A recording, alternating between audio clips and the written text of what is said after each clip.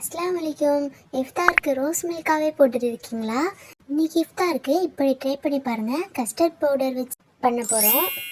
நான் custard powder vanilla flavour எடுத்திருக்கேன். நீங்கள் உங்களுக்கு பிடிச்ச ஃப்ளேவர் எடுத்துக்கோங்க. 2 டேபிள் ஸ்பூன் கஸ்டர்ட் பவுடர் போட்டு தண்ணி இல்லைனா பாலில் போட்டு மிக்ஸ் பண்ணிக்கலாம். நான் 1/2 லிட்டர் பால் எடுத்திருக்கேன். பாதாம் பவுடர் ரெடி பண்ணியாச்சு. பாதாம் பவுடர் எப்படி பண்ணணும்னா தனியாக ஒரு வீடியோ போடுறேன். இப்போ பாலில் கஸ்டர்ட் பவுடர் மிக்ஸ் பண்ணதை பாலில் சேர்த்துக்கலாம். பாதாம் பவுடர் சேர்த்துக்கிறேன். பாதாம் பவுடர் ரெடி பண்ணி வச்சதையும் அதையும் சேர்த்துக்கலாம். சுகர் இந்த கரண்டியில் 2 கரண்டி அளவுக்கு நான் சேர்த்துருக்கேன்.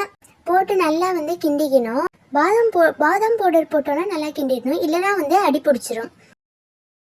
இப்போ நல்லா சூடு ஆறிடுச்சு. சூடு ஆறினோடனே 2 டேபிள் ஸ்பூன் பாதாம் பிசின், 2 டேபிள் ஸ்பூன் சப்ஜா சீட் சேர்த்துக்கிறேன்.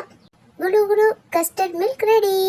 ட்ரை பண்ணி பாருங்கள். வீடியோ எப்படி இருக்குன்னு கமெண்ட் பண்ணுங்கள். டேஸ்ட் அல்டிமேட்டாக இருக்கும்.